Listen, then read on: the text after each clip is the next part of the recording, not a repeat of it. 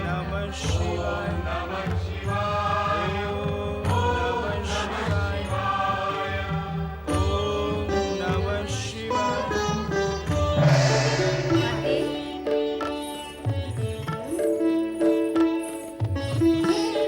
प्रणाम माते। कल्याण भाव। माता, आप यहाँ? आपकी आज्ञा मिलने पर मैं स्वयं आपके चरण और शरज में उपस्थित हो जाता। आपने क्यों कष्ट किया? माता को भी कभी-कभी अपने पुत्र की चिंता करनी चाहिए गणेश। इसीलिए मैं स्वयं यहाँ उपस्थित हुई हूँ। पिछली बार तुम कैलाश से रुष्ट होकर चले आए थे, इसीलिए मुझे तुम्हें मनाने के लिए भी तो आना था। पुत्र भला कभी अपनी माता से रुष्ट हो सकता है? उत्तम तो यही है कि ऐसा होना नहीं चाहिए। बुद्धि और सिद्धि, हाँ माता।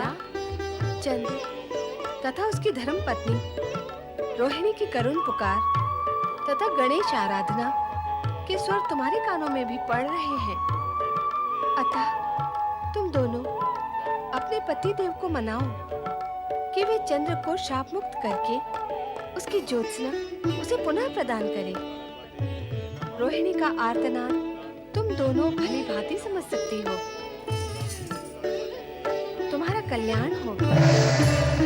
माता, माता, माता की आज्ञा का तुरंत पालन करें स्वामी।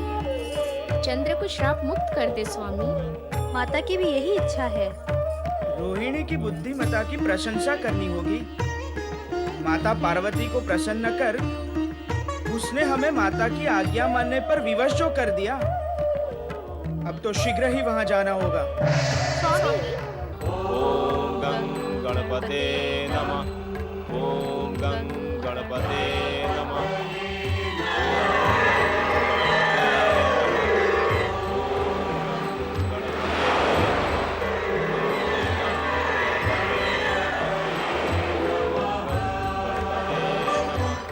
चंद्रदेव,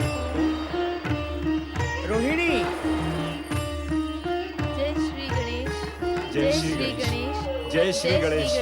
जय श्री गणेश। जय श्री गणेश। चंद्रदेव, माता पार्वती की कृपा से आपके प्रायश्चित की अवधि बहुत कम हो गई है। अन्यथा युगों तक आप शाप मुक्त न हो पाते। मैं अपने उस कुकृत्य पर बहुत लज्जित हूँ श्री गणेश। मैं प्रायश्चित की अग्नि में जल रहा हूँ। मुझे नहीं ज्ञात था कि किसी का उपहास करके उसके मन को कितनी पीड़ा होती है। मुझे तो यह भी ज्ञात नहीं था कि प्रतिक्रिया स्वरूप समय आने पर उपहास करने वाले के तन और मन को कितनी पीड़ा होती है। पीड़ा भोगने के बाद अब मुझे ज्ञात हुआ है, यदि उपहास करने का कुकृत्य करने से पूर्व मुझे ये ज्ञात होता तो मुझे ये पीड़ा ना भोगनी पड़ती। मैं आपका अपराधी हूँ श्री गणेश। भविष्य में फिर ऐसी भूल कदापि नहीं होगी। मुझे क्षमा करें, मुझे क्षमा करें, मुझे क्षमा करें। आप जैसे सर्व पूज्य और अग्र पूजा के अधिकारी देव श्रेष्ठ का उपहास करना हमारा अज्ञान और बुद्धिहीनता थी श्री गणेश। आज ये सत्य स्पष्ट हो गया है कि निम्न कोटि के विचार और बुद्धि वाले अपनी श्रेष्ठता सिद्ध करने के लिए अपने से श्रेष्ठ प्राणियों का उपहास करते हैं। ऐसे अथवा हम जैसे प्राणी किसी का उपहास करते समय इस सत्य को भूल जाते हैं कि हम कितनी बुद्धिहीनता का व्यवहार कर रहे हैं। हम स्वयं छोटे हैं और किसी का उपहास करके हम छोटेपन और ओछेपन का परिचय ही दे रहे हैं। हमारा अपराध यद्यपि अक्षम्य है, किंतु भविष्य में ऐसी धृष्टता और बुद्धिहीनता का आचरण हम कभी नहीं करेंगे श्री गणेश। हम कभी नहीं करेंगे श्री गणेश। सुनो चंद्रदेव, जब से इस सृष्टि का निर्माण हुआ है और जब तक प्रलय होगा तब तक उपहास करने वाले हर प्राणी को नारकीय पीड़ा भोगनी होगी, भोगनी ही पड़ेगी। और क्यों भोगनी पड़ेगी इसका कारण भी जान लो। ताकि अन्य किसी प्राणी का उपहास करने का विचार कर रहे अज्ञानी को सावधान करके नारकीय पीड़ा भोगने से बचा सको। ऐसा कौन सा कारण है श्री गणेश? इस सृष्टि में जड़, चेतन, चराचर सभी प्राणी विधाता के बनाए हुए हैं, अर्थात विधाता रूपी चित्रकार के ही बनाए हुए चित्र हैं जगत के ये प्राणी। किंतु जब कोई प्राणी किसी अन्य प्राणी का उपहास करता है तो वो एक प्रकार से विधाता की कृति का ही उपहास करता है, और अपनी कृति का उपहास करने वाले से विधाता प्रसन्न तो हो ही नहीं सकते, निश्चित रूप से क्रोधित ही होते हैं। फिर उनका प्रकोप उपहास करने वाले प्राणी पर टूटता है, और उपहास करने वाले प्राणी को विधाता के प्रकोप से भला बचा भी कौन सकता है। इसके फलस्वरूप उसे नारकीय पीड़ा भोगनी ही पड़ती है, जैसे कि तुमने भोगी है। यदि आपका बताया हुआ ये ज्ञान जगत के सभी प्राणियों को हो और वो नारकी यातना से बच सके, ज्ञानी तो अवश्य बच जाएंगे, किंतु सभी तो इस जगत में ज्ञानी है नहीं। अज्ञानियों को तो अपने अज्ञान के कारण यह पीड़ा भोगनी ही होगी, किंतु समय रहते तुम सचेत हो गए। ये तुम्हारे हित में ही हुआ। जो हुआ वो आपकी दया और कृपा से हुआ श्री गणेश। नहीं, यूं कहो कि माता पार्वती की कृपा से हुआ। यद्यपि इस सत्य को तो वो भी जानती हैं कि प्राणी अहंकारवश अपने को श्रेष्ठ और दूसरे को निकृष्ट मानकर ही किसी का उपहास करता है, किंतु विधाता को यह प्रिय नहीं कि कोई अन्य उनकी कृति को निकृष्ट समझे। विधाता की यही अप्रियता क्रोध और प्रकोप का रूप धारण कर लेती है।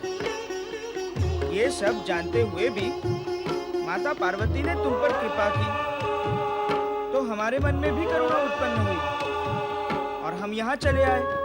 आपके दर्शन से हम धन्य हुए श्री गणेश। चंद्र, तुम शाप से मुक्त अवश्य हो जाओगे, किंतु तुम्हारा ये अपराध जगत में जन जन को स्मरण रहे, ताकि कोई प्राणी किसी का उपहास करने की अज्ञानता न करे। इसलिए तुम्हें मुक्त करने के पश्चात हम एक बाधा का बंधन अवश्य रखेंगे। कैसा बंधन श्री गणेश?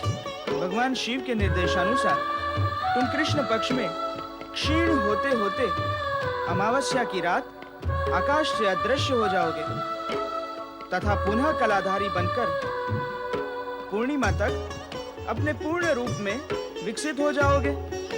इसमें बाधा कैसी है श्री गणेश?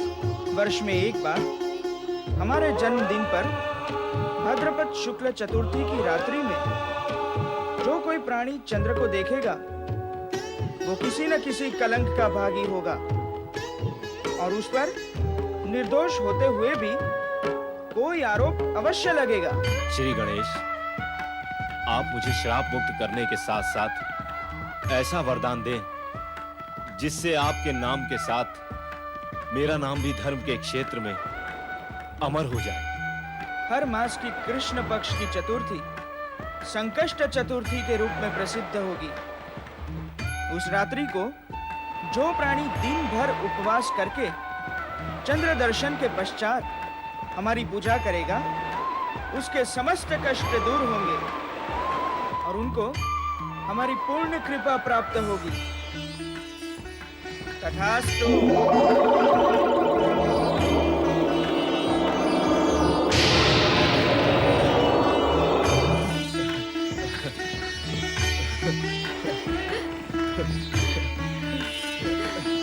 जय गणेश।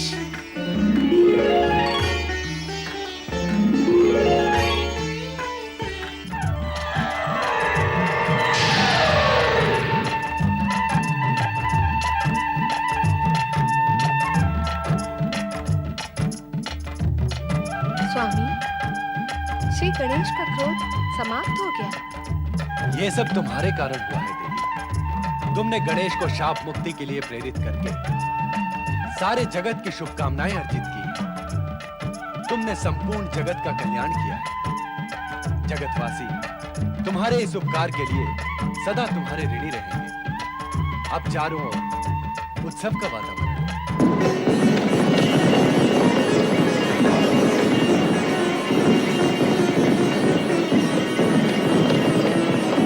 सर्वाधिपति देवराज इंद्र की जय। परम मित्र चंद्रदेव और देवी रोहिणी की जय।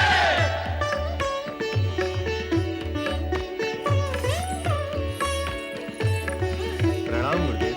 पधारे गुरुदेव, आपका स्वागत है। प्रणाम स्वीकार करें ऋषिवर।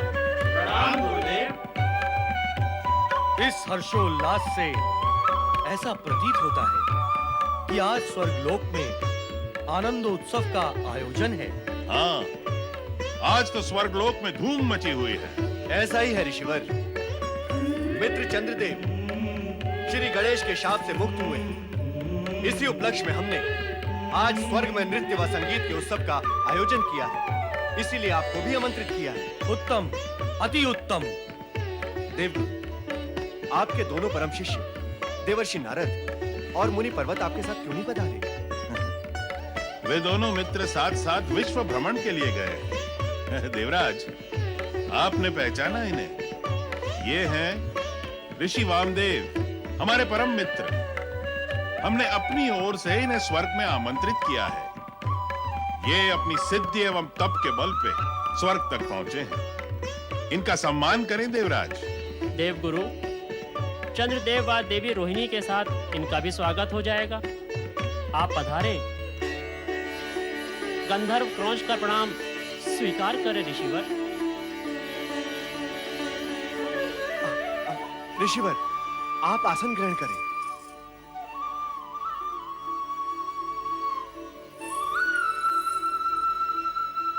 नृत्य आरंभ हो।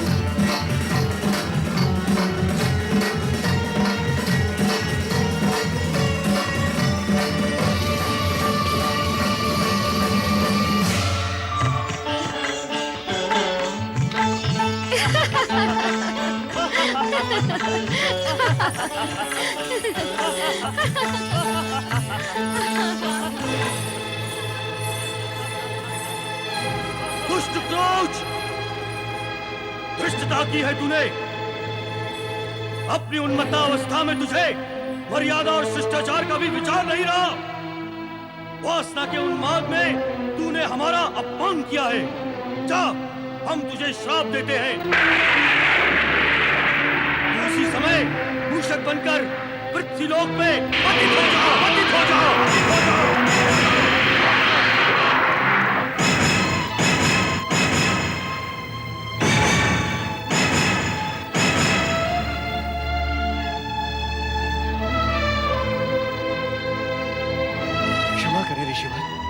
क्षमा करें। क्रौंच गंधर्व की तनिक सी भूल का इतना कठोर दंड ना दें। आपका अपमान करना क्रौंच गंधर्व का उद्देश्य नहीं था ऋषिवर। क्रोध को क्षमा कर दे पूज्यवर, क्षमा कर दे। आप तो तप, ज्ञान और क्षमा का भंडार हैं। आपकी क्षमा से क्रौंच को नया जीवन प्राप्त होगा ऋषिवर। अपना शाप वापस ले ले ऋषिवर। नहीं, कृपा कर अपना शाप वापस ले ले। एक बार दिया हुआ श्राप कभी वापस नहीं लिया जा सकता।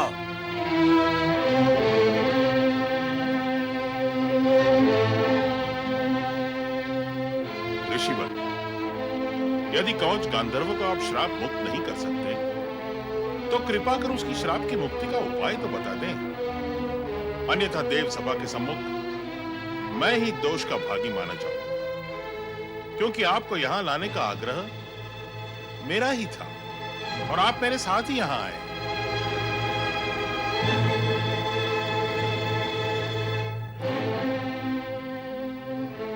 जिस श्री गणेश ने चंद्र और रोहिणी को श्राप मुक्त किया है, वे ही इसे भी श्राप मुक्त कर सकते हैं।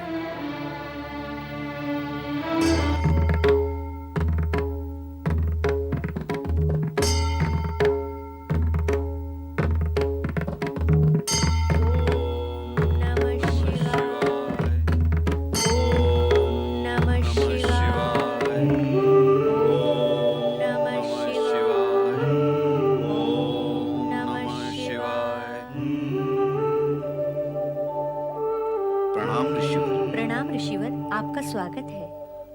ऋषिवर पाराशर, देवी वत्सला, विधाता आपका कल्याण करे। ऋषिवर, आप उद्विग्न दिखाई दे रहे हैं।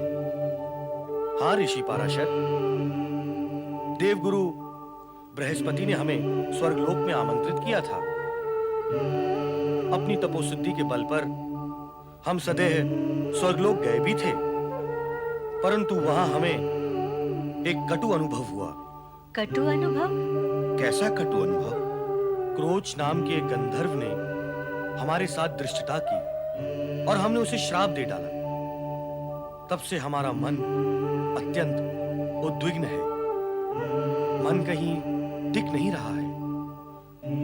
सर्वविदित है कि अपनी व्यथा दूसरों को ज्ञात कराने से तनिक शांति का अनुभव होता है। इसलिए मैंने अपनी मन की दशा आपको ज्ञात करा दी, ताकि मन शांति का अनुभव कर सके। अच्छा, अब हम चलेंगे।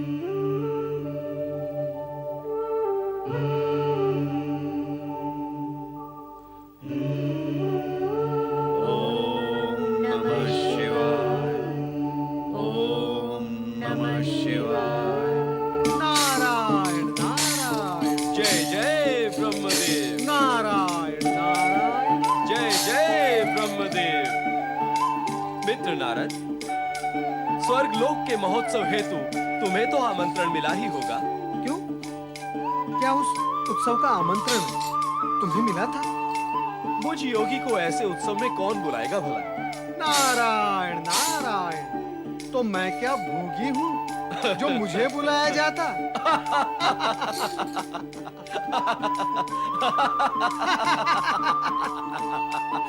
मित्र पर्वत, तुमने ऐसा क्या देख लिया जो हंसते ही जा रहे हो, हंसते ही जा रहे हो?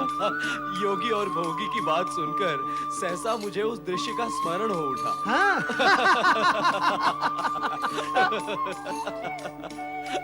मित्र पर्वत, कौन सा दृश्य? जब तुम वानर मुखी बने थे, उदास होते हुए भी उस समय तुम कितने हास्यास्पद दिखाई दे रहे थे। नारायण नारायण। मित्र पर्वत, उस दुखद प्रसंग को भूल ही जाओ तो उचित होगा। जब भी वो प्रसंग आता है, मुझे बेचारी दमयंती का स्मरण हो आता है।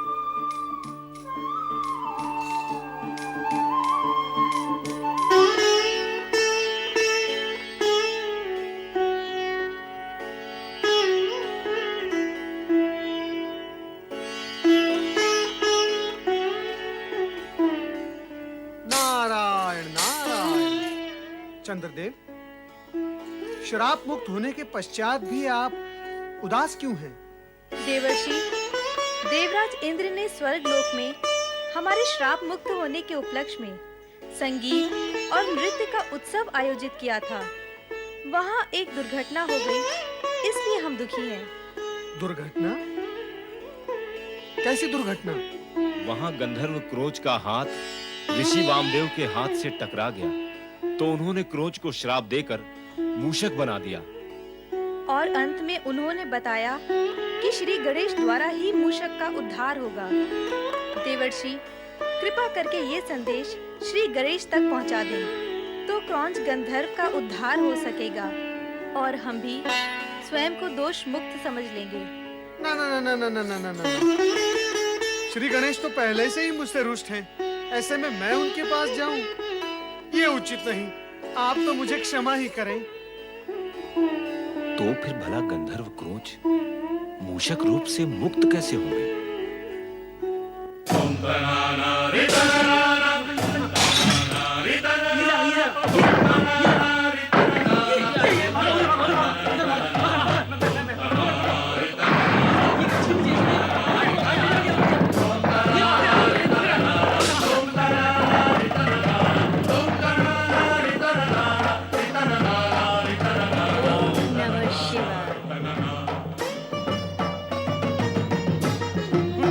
गुरुदेव, एक मूषक आश्रम में उपद्रव मचा रहा है। अन्न सामग्री छीन-बीन कर दी। पकड़ने जाता हूँ तो काटता है।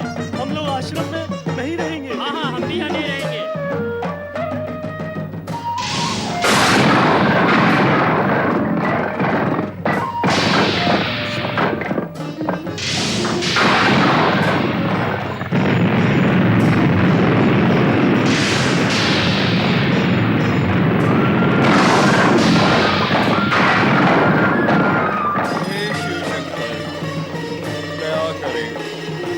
ये उत्पाती मूषक जाने कहां से आया है।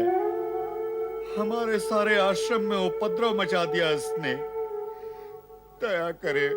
हे भोलेनाथ, इस मूषक ने सारा आश्रम उजाड़ डाला है। इसके आतंक से आश्रम का सारा वातावरण भयभीत हो गया है। हे प्रभु, कृपा करे, इसका उपद्रव शांत करे। इस मूषक का उपद्रव शांत करे प्रभु, शांत करे।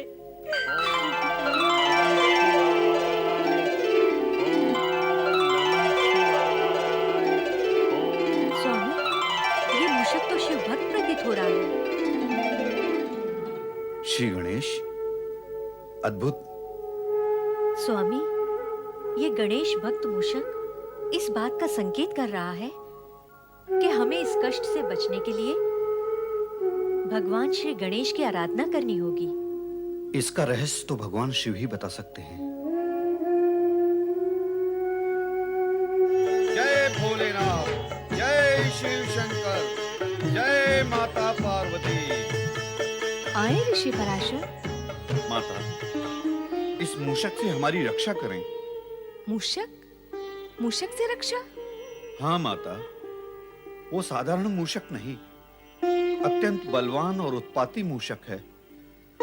सारे आश्रम को ध्वस्त कर दिया है उसने।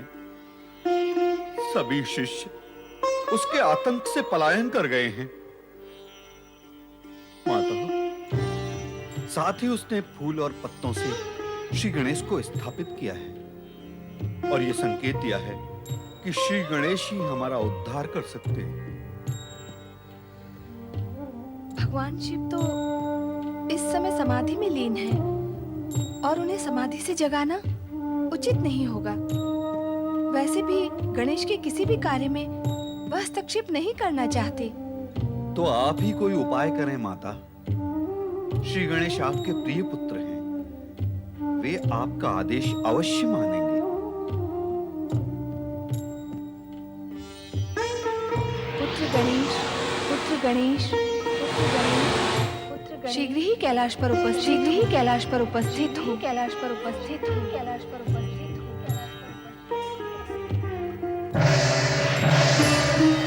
प्रणाम माता, मुझे क्यों स्मरण किया? पुत्र गणेश, ऋषि पराशर का संकट दूर करो। ऋषि पराशर का संकट क्या है माता?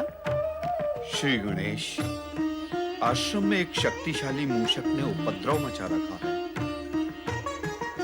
उसने ये संकेत दिया है कि वो आपकी कृपा प्राप्त होने पर ही शांत होगा।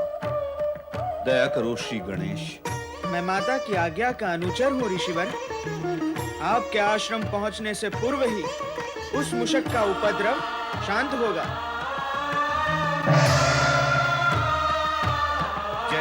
पार्वती। जय भोलेनाथ।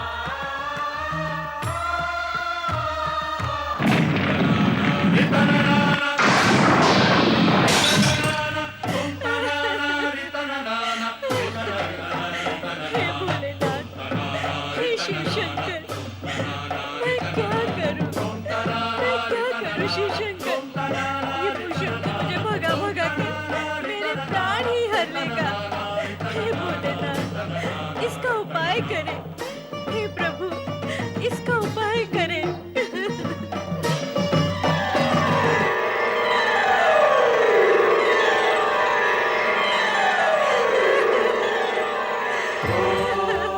माता, श्री गणेश, चिंता न करे माता। गणेश के रहते कोई तुम्हारे प्राण नहीं ले सकता। और इस मुशक को तो मैं अभी सही मार्ग पर लाता हूँ।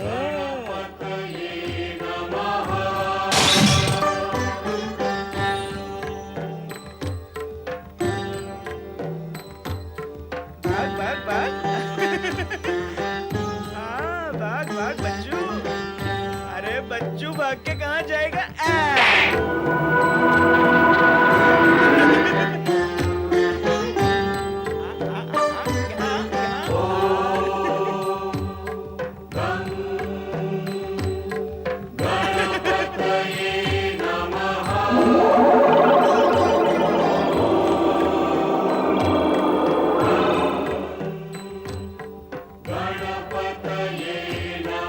हे विघ्नहर्ता गणेश, आपने मेरा उद्धार किया, मुझे मूषक योनि से मुक्त करा दिया।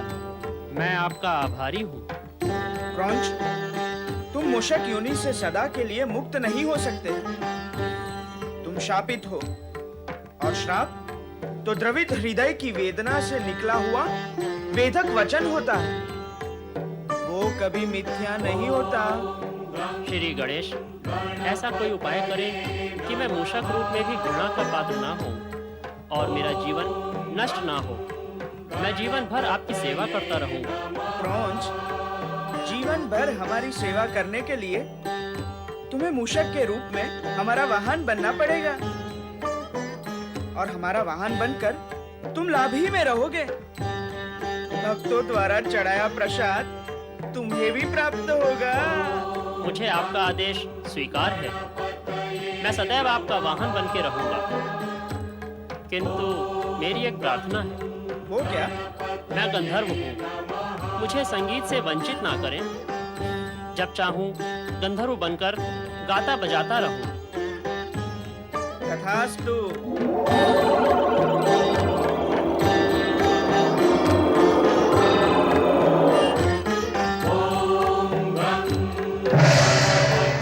हम आपके आभारी हैं श्री गणेश।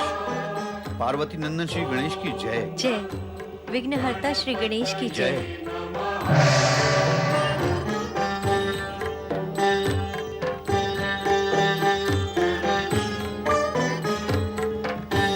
मूषक वाहक श्री गणेश की, पार्वती नंदन श्री गणेश की, प्रथम पूज्य शिवसूत महागणपति की।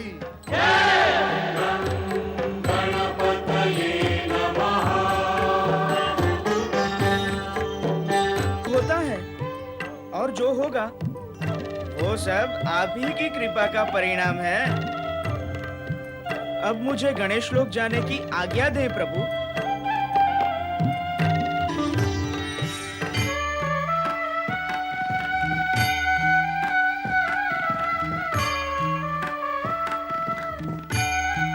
स्वामी आ गए।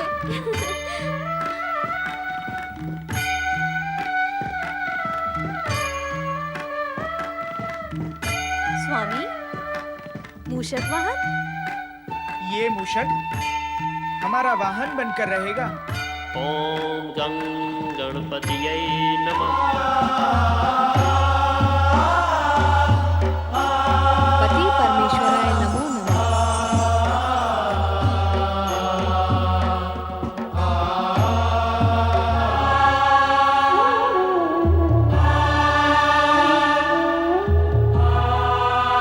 क्या बात है स्वामी, आप इतने व्याकुल क्यों हो रहे हैं? ध्यान में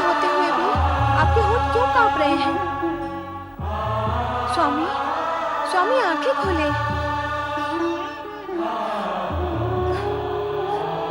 स्वामी, स्वामी कुछ तो बोले स्वामी।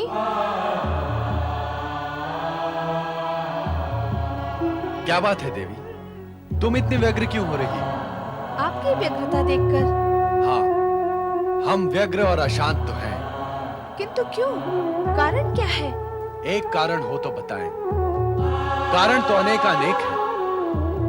इस जगत में देव, दानव, मानव कोई भी अनाचार अथवा अत्याचार से अछूता नहीं है। ये सभी समय समय पर अवसर पाते ही स्वार्थवश अथवा भोगवश उद्दंड होकर नैतिकता की मर्यादित सीमाओं का उल्लंघन करते हैं। इससे जगत में हाहाकार बढ़ता है और हम अशांत हो जाते हैं। स्वामी, आपने जिस सत्य का अनुभव किया वह कहा।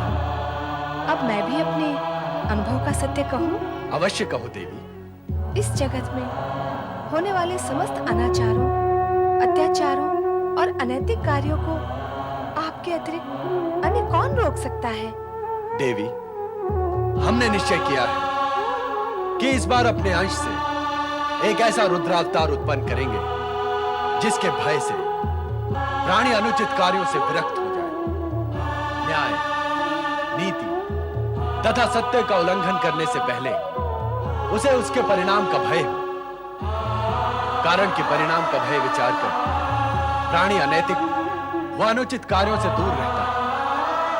अनैतिक व अनुचित कार्य वे ही प्राणी करते हैं जो परिणाम के भय से अनभिज्ञ हो। स्वामी, आपका विचार एवं निश्चय उत्तम और कल्याणकारी है। देवी, तुम तो जानती हो कि हम रुद्र हैं, संहार की देवता हैं। अपने अंश से उत्पन्न होने वाले उस रुद्रावतार के माध्यम से हम अपनी संहारक शक्ति को रचनात्मक रूप प्रदान करेंगे।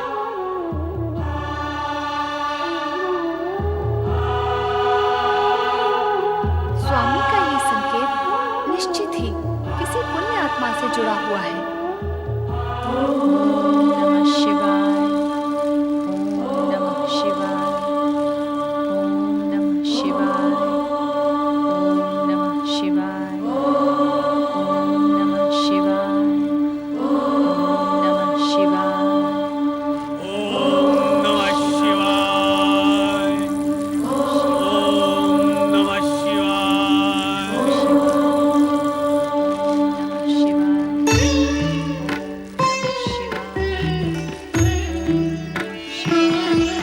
देवी अनुसुईया, तुम पिछले 7 दिनों से निरंतर शिव आराधना कर रही हो।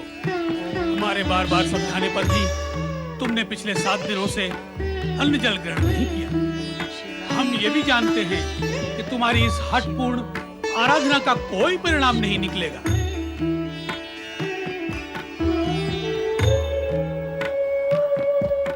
आप मेरे स्वामी हैं, इसलिए आपकी किसी भी बात का मैं प्रतिरोध नहीं करूंगी।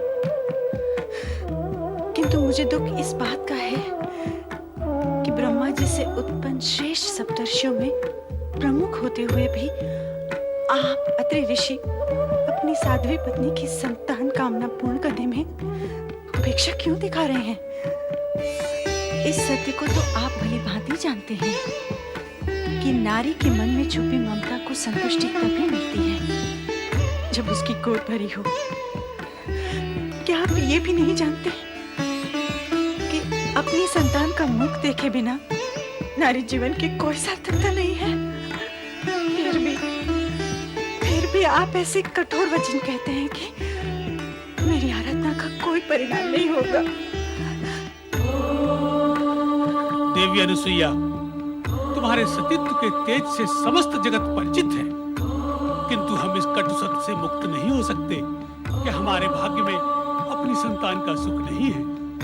ये हम अपने दिव्य ज्ञान के बल से जान चुके हैं। अब जैसी तुम्हारी इच्छा तुम करो, हम तुमसे कुछ नहीं कहेंगे।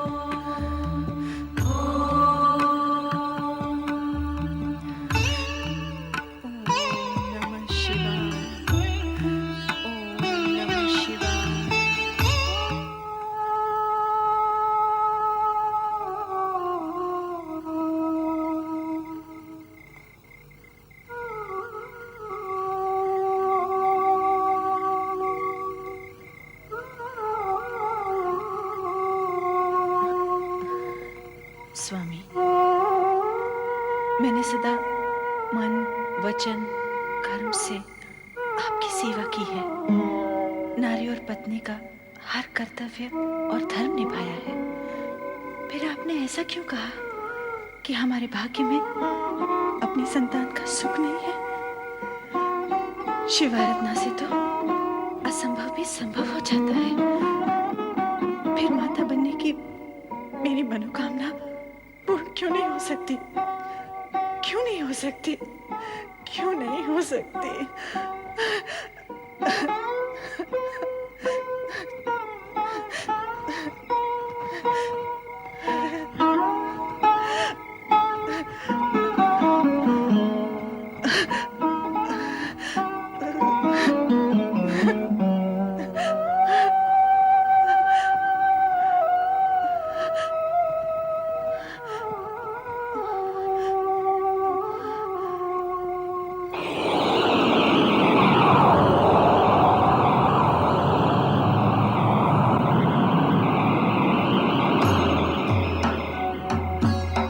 देवी अनसुईया, जागो।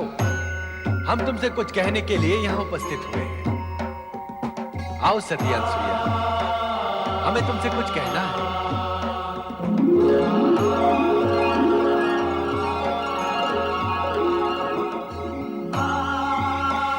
शिवशंकर, प्रणाम देवाधिदेव, प्रणाम। हे भोलेनाथ, हे शिवशंकर, प्रभु, प्रभु, क्या मेरी महत्वाकांक्षा कभी पूर्ण नहीं होगी? तुम्हारे इसी प्रश्न के समाधान के लिए हम यहाँ प्रकट हुए हैं। तुम्हारे सतीत्व तेज के प्रभाव से संपूर्ण जगत ही नहीं, अपितु जगत के नियंता त्रिदेव भी प्रभावित हैं। इसीलिए शीघ्र ही ऐसा अवसर आएगा जब तुम ब्रह्मा, विष्णु, महेश, इन तीनों की माता बनो। मैं माँ, ब्रह्मा, विष्णु, महेश की माता मैं बनूंगी? कब? कैसे प्रभु? ये हम तुम्हें अभी नहीं बता सकते देवी। हे शिवशंकर, क्या आप नहीं जानते कि मैं मातृत्व का सुख प्राप्त करने के लिए कब से आपकी आराधना कर रही हूँ? फिर भी आप मुझे निश्चित उत्तर क्यों नहीं देते प्रभु? देवी, तुम्हारे प्रश्न का उत्तर तुम्हारी तपस्या और साधना पर निर्भर है।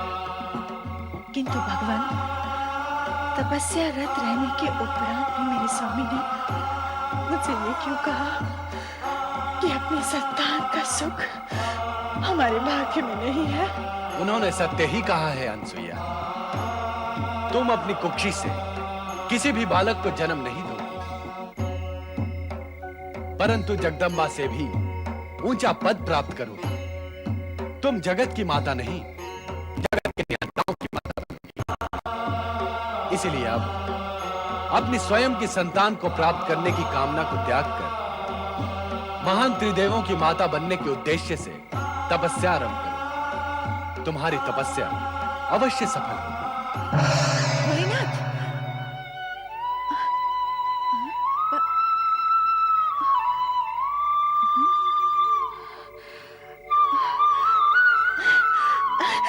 स्वामी, स्वामी उठिए, स्वामी, स्वामी उठिए ना। क्या हुआ अनसुईया? स्वामी, अभी मैंने एक अद्भुत स्वप्न देखा और स्वप्न में भगवान शिवशंकर को देखा। ये स्वप्न तो अत्यंत शुभ है। कहाँ देखा तुमने भगवान शिव शंकर को? यही अपने आश्रम के आंगन में। उन्होंने मुझे अपने पास बुलाया और आदेश दिया कि मैं तपस्या करूं। तपस्या?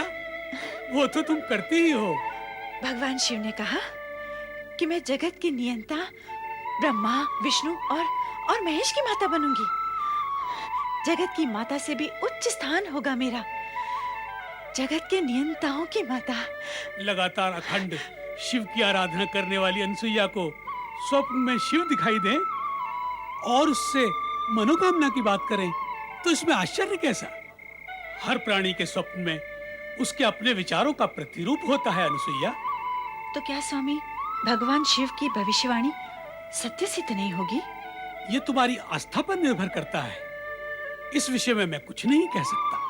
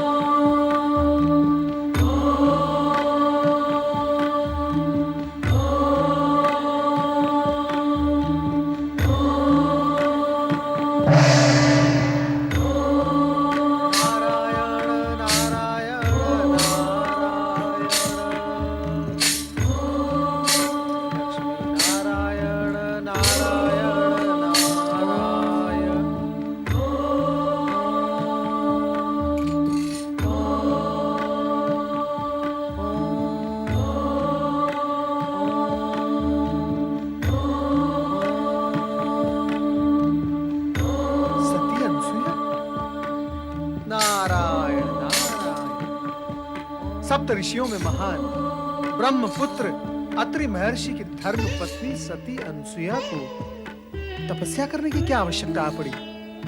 आश्चर्य है। देवर्षि, आप देवर्षि, क्या आप बता सकते हैं कि सती अनुसुईया को ऐसी कठोर तपस्या करने की क्या आवश्यकता पड़ी? नारायण नारायण, मेरा प्रश्न भी यही है देवराज, किंतु उत्तर कौन देगा? क्या आप सती अनुसुईया को पहले से ही जानते हैं? ओम के उच्चारण की प्रतिगूंज इतनी तीव्र है देवर्षि कि इसका प्रभाव स्वर्ग तक हो रहा है। उसी गूंज से प्रभावित होकर मैं यहाँ चला आया तो देख रहा हूं कि अत्रि ऋषि की पत्नी देवी अनुसुईया कठोर तप कर रही हैं। देवर्षि, आपको यह तो ज्ञात होगा कि यह कठोर तप किस लिए कर रही हैं? नहीं, मुझे इस विषय में तनिक भी ज्ञान नहीं है, और इस विषय में ज्ञान प्राप्त करने की आवश्यकता भी क्या है देवराज? वास्तविकता में तो देवराज हमें इनकी तपस्या के उद्देश्य को नहीं, उसके प्रभाव को देखना अति आवश्यक है। नारायण नारायण।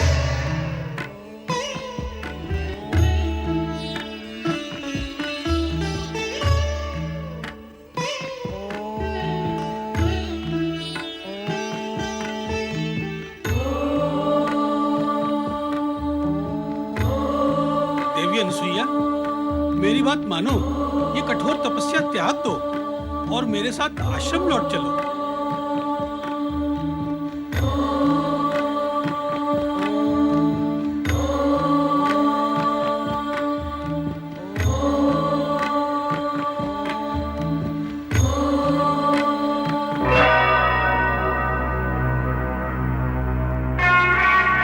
देवी अनुसुईया तपस्या क्यों कर रही है देवर्षि नारद भी नहीं जानते। पति अत्रे की बात मानने और सुनने को भी वो तैयार नहीं है। बस कठोर तपस्या ही किए चली जा रही है। इतनी कठोर तपस्या कोई अकारण तो नहीं करता। इसका कुछ ना कुछ उद्देश्य अवश्य होगा। क्या उद्देश्य हो सकता है? कहीं वो स्वर्ग की प्राप्ति करना तो नहीं चाहती?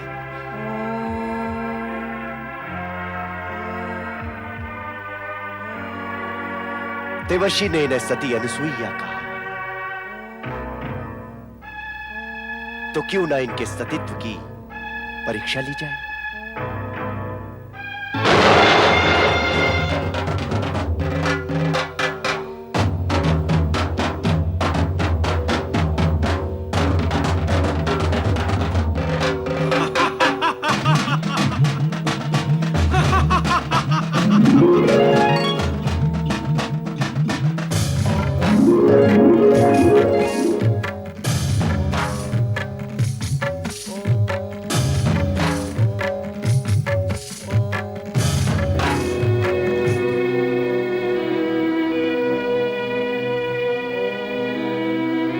देवी अनुसुईया, मैं अत्रि तुम्हें आश्रम ले जाने के लिए आया हूँ। इस कठोर तपस्या का त्याग कर आश्रम चलकर स्वर्ग के सुख का भोग करो। जिस सुख की प्राप्ति के लिए तुम ये तपस्या कर रही हो, वो सुख मैं तुम्हें दूंगा।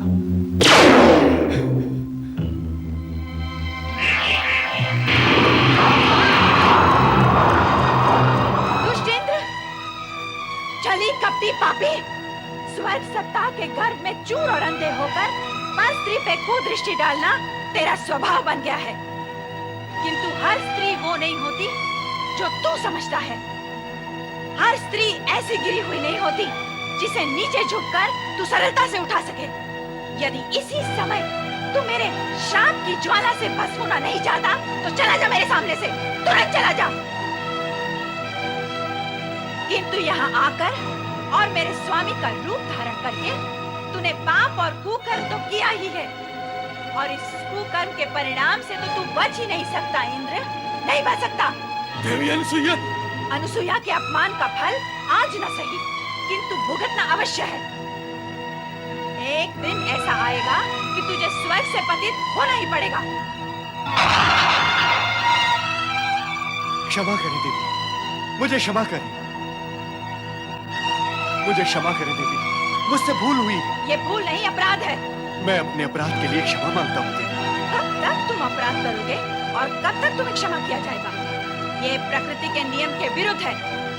अपराध के पीछे भागता हुआ दुष्परिणाम इतना दृढ़ और बलवान होता है कि उसके और अपराधी के बीच में खड़ी दुर्बल क्षमा को वो धक्का मारकर एक और हटा देता है।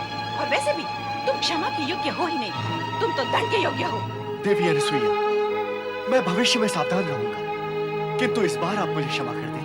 अर्थात क्षमा और परिणाम के विषय में मैंने जो कहा वो तुमने सुना ही नहीं, अथवा सुनकर भी समझा नहीं। मैं फिर समझाती हूँ। अग्नि में हाथ डालकर यदि अग्नि से क्षमा मांगो कि हाथ में जलन न हो, तो क्या ये संभव है? अपराध और कुकर्म का बीज फले फूले बिना रहता नहीं है इंद्र। अन्य कोई उपाय बताएं देवी। तूने मेरी तपस्या खंडित की है और मैं ही तुझे उपाय बताऊं?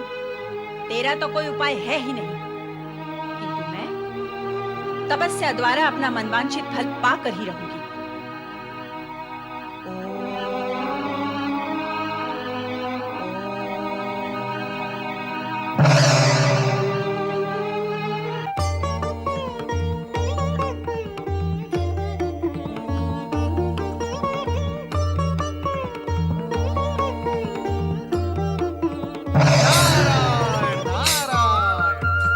परमपिता, अपने पुत्र नारद का प्रणाम स्वीकार करें।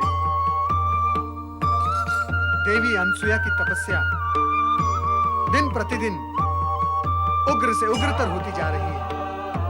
परमपिता, अब तो ये आपके वरदान से ही शांत होगी।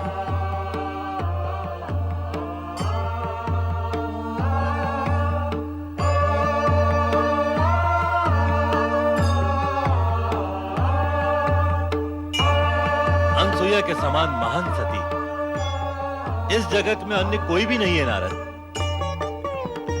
उसकी इच्छा पूर्ति करना हम त्रिदेवों का कर्तव्य है। क्या अभिप्राय है आपका सृजनहार? क्या अनसुईया हम त्रिदेवियों सरस्वती, पार्वती तथा लक्ष्मी से भी महान सती है?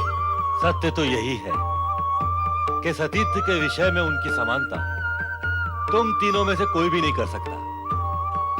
तुम्हें इस विषय में किसी भी प्रकार की शंका नहीं करनी चाहिए। ये कहकर आप हम तीनों का अपमान कर रहे हैं सृजनहार। नारायण नारायण, मैं तो माता सरस्वती की बात का समर्थन करूंगा परमपिता। यदि सती अनसुया का सतीत्व त्रिदेवियों से महान है तो उसे अपनी सतीत्व की महानता का प्रमाण देना होगा, उसे सिद्ध करना होगा। नारद, तुम फिर अपनी लीला का विस्तार करने लगे। नहीं परमपिता नहीं, मेरा उद्देश्य स्पष्ट है, निष्पक्ष है। फिर भी आपको मुझ पर संदेह है तो मैं चला। नारायण नारायण। सुना आपने क्या कहा नारद ने? नारद का क्या, वो भावी का आयोजन करने के लिए कुछ भी कहता रहता है। अपनी लीला को विस्तार देना उसका लक्ष्य होता है। हम नारद की चर्चा नहीं करते, किंतु आपको यह तो मानना ही होगा कि बिना प्रमाण किसी की महानता सिद्ध नहीं होती। महानता सिद्ध करने के लिए प्रमाण की क्या आवश्यकता है? प्राणी के गुण और उसके आचरण से उसका संपूर्ण चरित्र उजागर हो जाता है। किंतु हमने ना तो अनसुया के गुण देखे हैं और न चरित्र। होगी वो महान सती, किंतु हम तीनों से महान है ये प्रमाणित नहीं है। हमारे कहने से ऐसा मान लेने में क्या आपत्ति है देवी? हमारे सिर के ऊपर से निकल जाने वाले आपके कथन को कैसे माना जा सकता है? तो फिर तुम चाहती क्या हो देवी? यही कि आप अनसुया के सतीत्व की परीक्षा करें।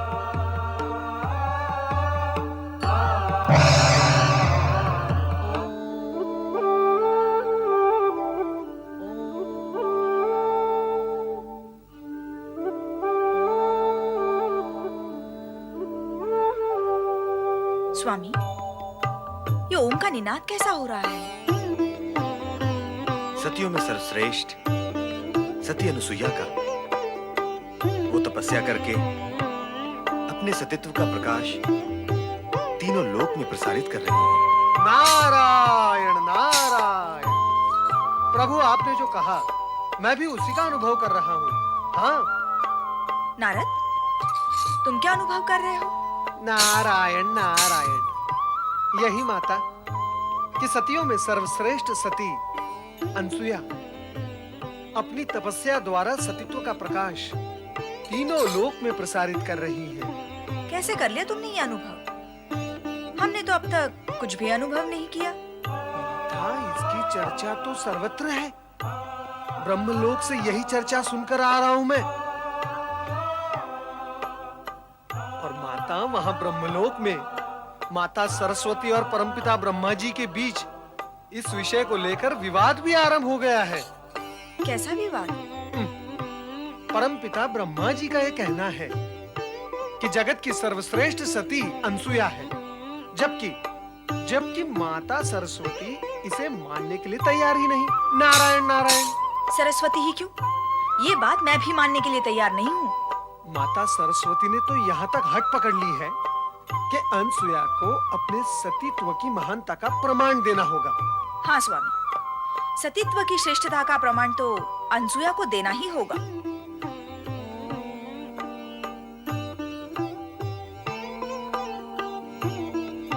नारद, तुम हमसे पहले यहाँ आ पहुंचे, इतना शीघ्र? नारायण नारायण। परमपिता, श्री हरि के दर्शन करने आपको यहाँ आने में समय लगा, कारण कि आप समस्या का बोझ लेकर साथ आ रहे थे और मैं तो मात्र श्री हरि के दर्शन करने आया हूँ। अनसुया का ये आह्वान हमारे लिए ही है श्री हरि। देवी सरस्वती की तीव्र इच्छा है कि हम अनसुया के सतीत्व की परीक्षा लेकर उसे वरदान दें। यदि वरदान देना ही है तो उसके सतीत्व की महानता की परीक्षा लेकर ही दिया जाना चाहिए। मैं भी श्री हरि से यही अनुरोध करूंगी। नारायण नारायण। श्री हरि, देवी सरस्वती के पश्चात देवी लक्ष्मी का आग्रह भी यही है कि हमें अनसुईया के सतीत्व की परीक्षा लेनी चाहिए। लगता है ये कार्य करना ही होगा, किंतु ऐसा करने से पूर्व हमें भगवान शिव के पास जाना होगा। ये तपस्या हम त्रिदेवों को प्रसन्न करने के लिए ही हो रही है। हर हर महादेव।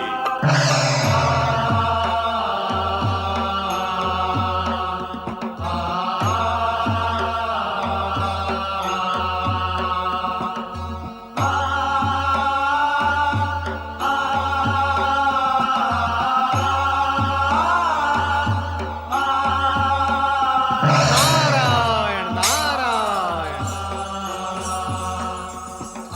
प्रणाम माता। माता, ऐसा प्रतीत होता है कि सती अनुसुईया की तपस्या एवं आह्वान का तीव्र स्वर सुनकर आपके मन में उत्सुकता जागृत हो गई है। कैसी उत्सुकता नारद? उत्सुकता कैसी? जैसी होती है वैसी उत्सुकता माता। ब्रह्मलोक और विष्णुलोक में तो इस उत्सुकता को लेकर विवाद खड़ा हो गया है, और आप अभी तक केवल प्रश्न ही कर रही हैं कि कैसी उत्सुकता। नारायण नारायण। स्पष्ट कहो नारद, विवाद क्यों और किस में हुआ? परमपिता ब्रह्मा जी और श्री हरि विष्णु का ये मानना है कि सती अनुसुईया जगत की सर्वश्रेष्ठ सती है, जगत की सबसे महान सती है, त्रिदेवियों से भी श्रेष्ठ। परंतु माता लक्ष्मी एवं माता सरस्वती को ऐसा मानने में आपत्ति है। आपत्ति है? उन दोनों का यह कहना है कि सती अनुसुईया को अपनी श्रेष्ठता प्रमाणित करने के लिए अपने सतीत्व की परीक्षा देनी होगी। अवश्य। देवी सरस्वती और देवी लक्ष्मी का कहना उचित ही है। परीक्षा तो अनुसुईया को देनी ही होगी। नमः शिवाय। नारद, तुम यहाँ भी हमसे पूर्व ही पहुँच गए। उत्सुकता जागृत करने और भूमिका बांधने का कार्य भला नारद से अच्छा कोई और कर सकता है? परमपिता, मैं माता पार्वती से अनुसुईया के विषय में यही प्रश्न करने आया था कि देवी अनुसुईया महानतम सती है। अब इस विषय में कोई विवाद नहीं रहा, और तुम भी इस विषय में अब देवी पार्वती से कोई प्रश्न न करो। जागे महेश्वर। आंखें खोली शिवशंकर।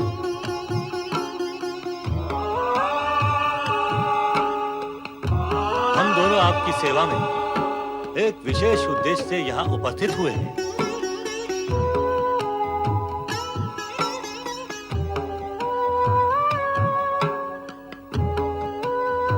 पधारिए ब्रह्मदेव और श्रीहरि, आपका स्वागत है। स्वामी, क्या ये सत्य है कि देवी अनुसुईया हम त्रिदेवियों से भी महान सती है? देवी, इसमें आपको कोई शंका है? हाँ, मुझे विश्वास नहीं होता है। अविश्वास का कारण? देवी, आप महान हैं, स्वयं शक्ति का अवतार है।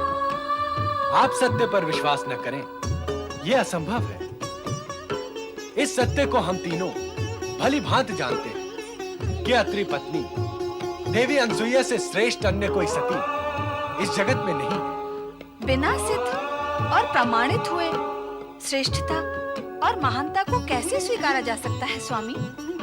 जब तक आप त्रिदेव मिलकर अनुसुईया के सतीत्व की कड़ी से कड़ी परीक्षा नहीं लेते, तब तक हम त्रिदेवियां इस सत्य को स्वीकार नहीं करेंगी।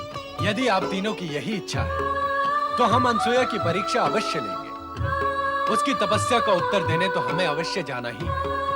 जाकर परीक्षा भी ले लेंगे। देवी सरस्वती भी यही चाहती है, और देवी लक्ष्मी का भी यही अनुरोध है। हम तीनों त्रिदेवियों की इच्छा का पालन करने के लिए प्रतिबद्ध हैं।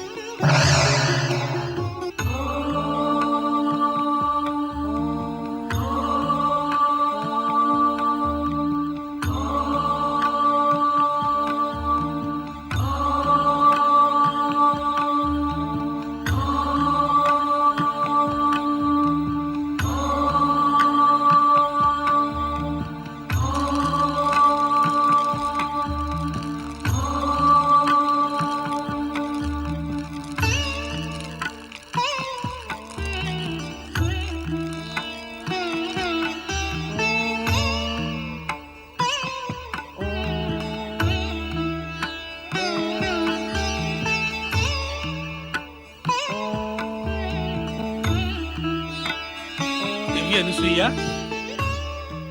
देवी अनुसुईया, मैं पुनः तुमसे अनुरोध करता हूँ कि इस तपस्या से तुम्हें कोई लाभ होने वाला नहीं। ब्रह्मा, विष्णु, महेश अजन्मा है, वो किसी माता के गर्भ से जन्म नहीं लेते। तुम्हारा प्रयास व्यर्थ है।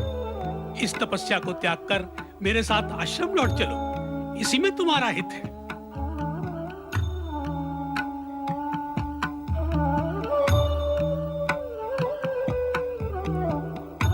इस प्रकार वेधक दृष्टि से मेरी ओर क्यों देख रही हो अनुसुईया? क्या अभी मेरी बात तुम्हें अनुचित लगी?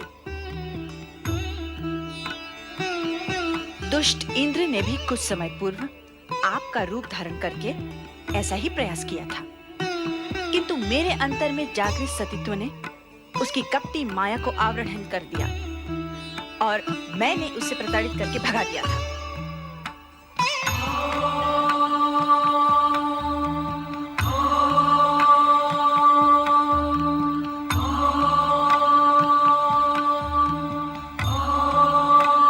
स्वामी, पति की आज्ञा का पालन करना हर सती का परम धर्म और कर्तव्य है। मैं आपका अनुरोध अस्वीकार नहीं करूंगी, परंतु मुझे पूर्ण विश्वास है कि मेरी तपस्या व्यर्थ नहीं जाएगी। मेरी मनोकामना त्रिदेवों को पूर्ण करनी ही होगी।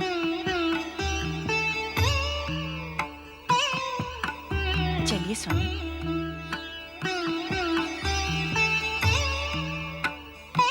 अनसुईया को हम तीनों पर अटूट विश्वास है, किंतु उसकी मनोकामना पूर्ण करने से पूर्व हमें उसकी परीक्षा लेनी होगी। और वैसे भी त्रिदेवियों के अनुरोध को हम त्रिदेव अस्वीकार कैसे कर सकते हैं? अनसुईया की परीक्षा लेने से पूर्व हमें अपना वेश बदलना होगा। हम उसकी परीक्षा इसी वेश में तो नहीं ले सकते।